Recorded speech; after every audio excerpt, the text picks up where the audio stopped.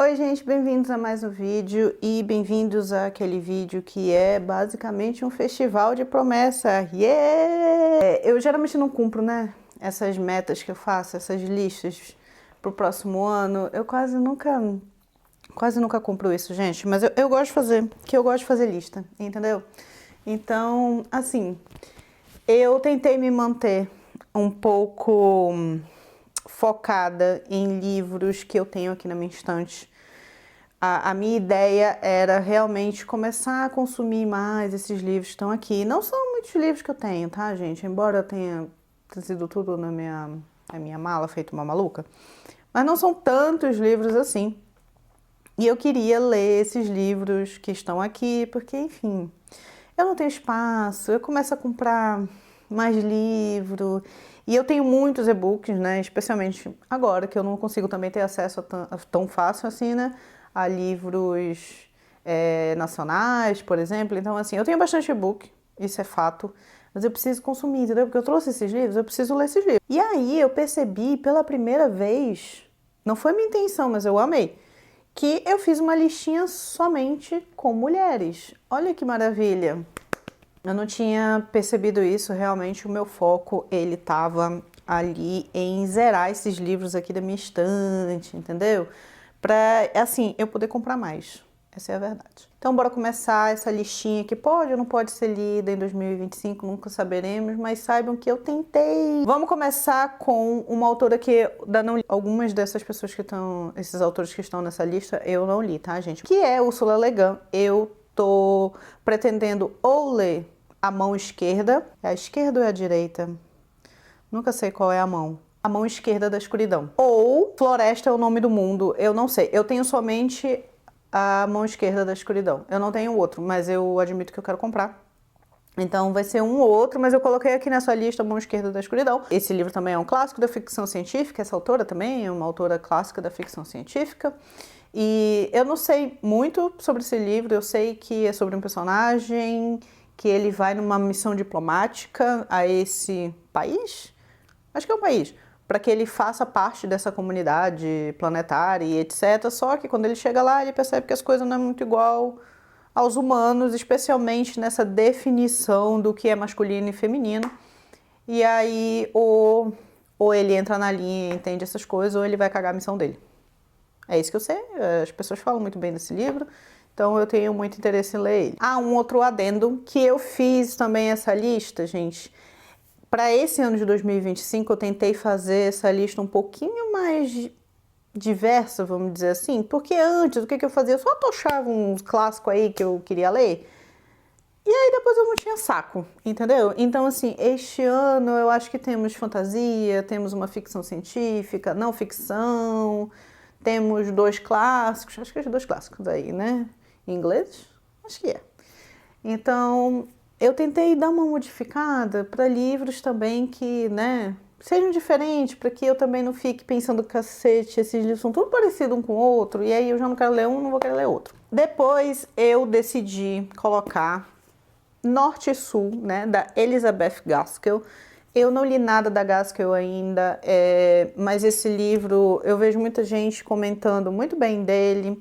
Ele tem essa lembrança, né, ali com Orgulho e Preconceito, porque nesse livro ele vai falar sobre os efeitos da Revolução Industrial, né, ali na época que estava acontecendo na Inglaterra. E aí ele lembra Orgulho e Preconceito, porque a gente tem dois personagens principais aqui, né, que eu suponho que seja um casal, e que um deles representa ali o norte da Inglaterra. A mocinha, ela representa o sul, que é bucólico, é aristocrático. Então, assim, eu achei bem interessante. Eu ainda não comecei a ler, eu só tenho a versão em inglês, né, da Oxford Words Classic. Mas o pessoal fala muito bem, aí falou que lembra Orgulho e Preconceito, aí vocês sabem que eu gosto. Aí eu botei, ainda não li nada desta senhora. Então, temos aqui Norte e Sul, né? Se vocês já leram, me conta aí. Realmente parece Orgulho e Preconceito? Depois a gente também vai para outro clássico de uma outra senhora inglesa, que é, né, a querida Anne Bronte, que eu ainda não li. É a irmã que eu ainda não li, gente. Então, assim, eu tenho esse... Bom, ela só publicou A Inquilina, de Waldfell Hall. Ou ela também publicou Agnes Grey. Eu tenho os dois, né? Eu já comecei Agnes Grey e tô achando uma leitura super fluida, então não sei.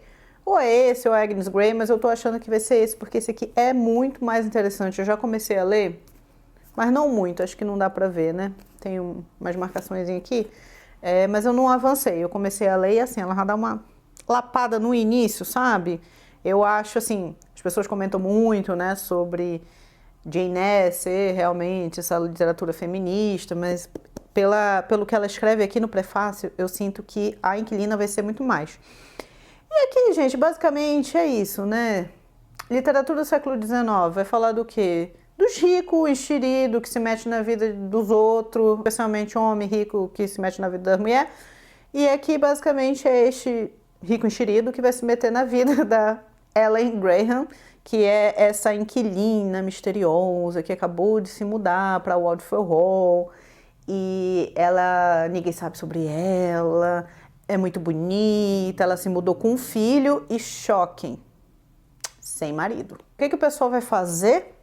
Porque essa galera não tinha nada o que fazer?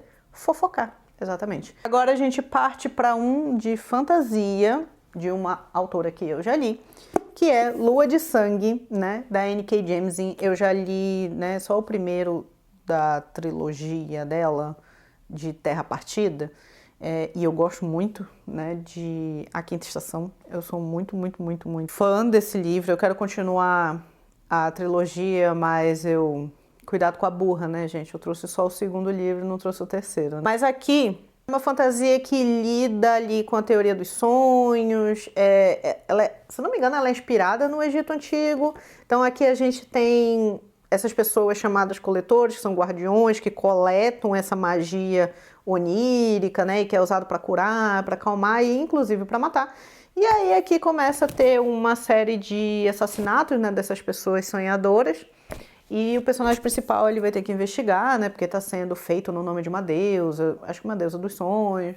E aí ele vai ter que investigar. É uma duologia, então a Morro Branco já lançou os dois. Infelizmente eu só trouxe um. Depois a gente vai para Canetada da Mãe, que é Babel, da R.F. Kuang. Esse aqui eu já ouvi muitas coisas, eu sei que ele cutuca feridas colonizadoras, entendeu? Eu sei que ele é triste, a gata aqui ela habla muito, pelo que eu sei. Eu comecei a ler, tipo assim, 2, 3 páginas para que eu soubesse mais ou menos como é o inglês. Eu tenho a versão em inglês capa dura, né, que eu acho belíssima. Essa não é a nossa capa, acho que essa não é a nossa capa BR, mas eu acho essa aqui belíssima, essa capa. E aqui eu sei basicamente que se passa ali no século XIX, né? Esse personagem principal que é um órfão, né? Resultante da cólera que aconteceu, que assolou o Cantão, né? Na China, e esse menino ele é levado para a Inglaterra para que ele estude idiomas, tradução, para que ele possa prestar para Babel, que é esse instituto de conhecimento que tem em Oxford, se eu não estou enganada. A magia que ela tem a ver com palavras, com tradução, através de umas barras metálicas, se não me engano. Eu admito que ele me intimida um pouco, porque as pessoas falaram que esse livro tem muitas questões linguísticas, né? Eu já falei que a R.F. Kuang, ela é várias coisas, né, gente? Ela é a Mona historiadora, é linguista, a bicha é, assim, incrível, né? Aí me deu um certo medo, porque tá em inglês, então não sei se eu consigo acompanhar essas questões mais linguísticas, mas vamos ver. E o próximo também é um outro calhamaço.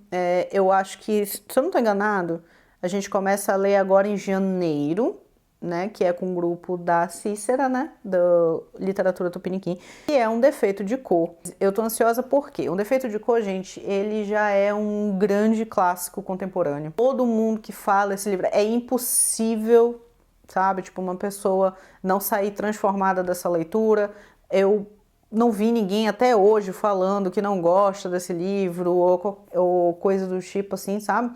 E aqui a gente acompanha a saga da Querrinda, que é uma mulher negra que aos 8 anos ela é sequestrada, né, e levada para a Bahia, né, para ser escravizada na Bahia. E aí a gente acompanha a vida dela toda durante esse momento histórico, depois a carta de alforria, depois a volta dela até a África e tudo o que aconteceu. Realmente uma saga.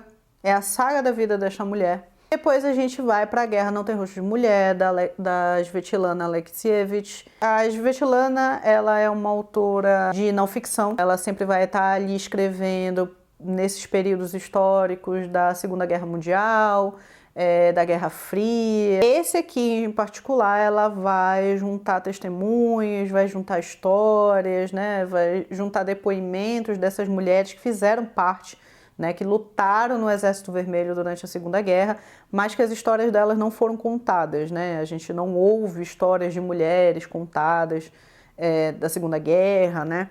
A gente sempre ouve histórias apenas de homens e todo o heroísmo, né? Ela comenta muito sobre como as mulheres veem a guerra, né? Como é diferente de como os homens veem. Eu quero muito ler esse livro aqui. Eu gosto de não ficção,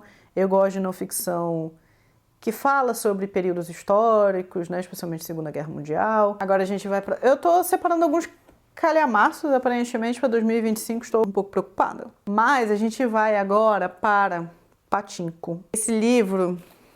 Ai, gente, eu acho que eu vou passar tanta tristeza com esse livro.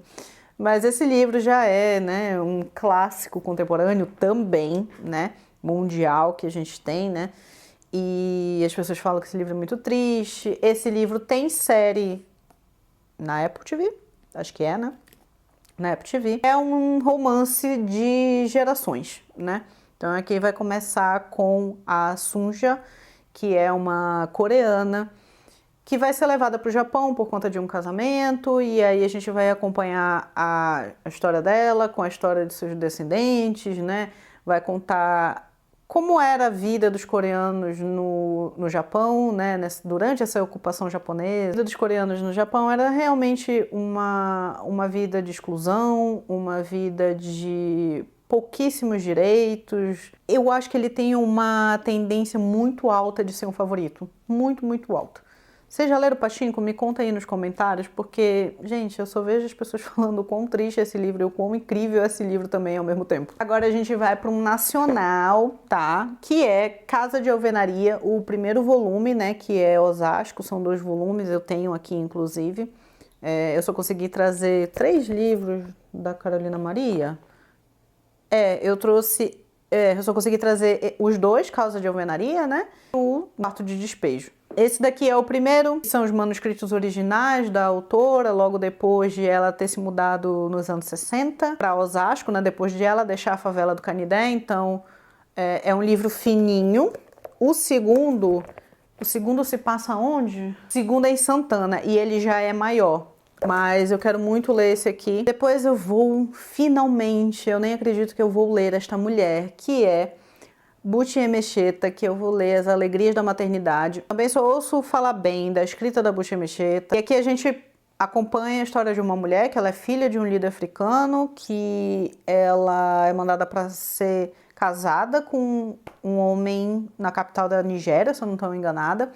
E ela tem esse sonho de ser mãe, mas ela acaba se submetendo a situações assim muito precárias, né, para poder criar esses filhos e educar esses filhos. Então, assim, é tema de maternidade, me pega. Eu gosto de ler. Outro livro de não ficção que eu tenho que ler, que eu tenho aqui na minha estante, queria muito ler, porque faz parte dos meus estudos sobre feminismo, E Eu Não Sou Uma Mulher, da Bell Hooks. Né, ler Bell Hooks é sempre uma ótima pedida, eu acho que isso daqui ninguém vai contestar. Posso também ficar falando sobre uma crítica feminista sem que eu continue a estudar. Esse é um clássico da teoria feminista, né? Esse nome se dá por conta da Sojourner Truth, que foi uma mulher negra que havia sido escravizada e depois, quando liberta, ela se tornou uma oradora, né? E esse nome é baseado no discurso que ela deu, que se chama, basicamente, né? E Eu Não Sou Uma Mulher, Anti-Woman, onde ela denuncia o ativismo, né, das sufragistas brancas que excluíam, né, mulheres negras e pobres. Então, é a partir desse evento que a Bell Hooks constrói a teoria dela aqui nesse livro, sabe? E por último, a gente vai aqui com uma pessoa que eu estou em débito, porque eu sinceramente já tentei e eu não consegui, mas eu preciso tentar de novo, E vai ser Ciranda de Pedra, da Lígia Fagundes de Telles. Gente, eu já tentei ler As Meninas. Eu já tentei começar esse livro também, mas eu não sei o que foi que eu não consegui ir pra frente. As pessoas falam que essa narrativa ela é muito mais fluida, muito melhor do que as meninas. Eu comecei pelas meninas e eu não consegui, assim, sabe? Tipo, eu não sei se foi o momento. Eu sei que a própria Lígia fala que até metade do livro, né? Esse livro era para ser muito chato, né? Que era para poder passar nas inspeções, né? Durante a ditadura. Mas, gente, realmente foi chato. Puta merda, realmente foi chato. Mas eu vou ler ainda as meninas, mas eu acho que eu prefiro começar por Ciranda de Pedra. E aqui eu sei que é um drama familiar. Basicamente, a gente vai acompanhar a separação desse casal, né? De classe média, junto com as 3 filhas, né? A partir do ponto de vista da caçula, se eu não estou enganada. Que foi ela que foi morar com a mãe. Então, a gente vai ver várias situações, né? Que se desenrolam desse divórcio. Eu acho que também é um romance de formação, eu não tenho certeza. Vocês, leitores de Lígia, digam pra mim, vocês gostam de Ciranda de Pedra? É um bom livro para começar? Ou é melhor começar pelos contos? Entendeu? Não sei. Mas esse é o meu último livro para 2025. Eu separei 12 mesmo, tá? Não vou aqui também ficar prometendo muita coisa, tá? Já coloquei até muito calhamaço, tô até duvidando se eu sou capaz disso, entendeu? Mas é isso, obrigado por assistirem mais um vídeo. Me contem aqui quais são os livros que vocês pretendem ler próximo ano. Vocês fizeram meta? Vocês fizeram lista? Conta pra mim o que vocês vão ler, porque eu gosto de saber, entendeu? Que aí quando eu vejo as pessoas falando, aí às vezes eu fico colocando na minha lista e aumentando mais coisa pra eu ler. Legal, né? Um beijo pra vocês. Deixem aqui nos comentários o que vocês vão ler, se vocês já leram algum desses, tá? E a gente se vê no próximo vídeo. Tchau!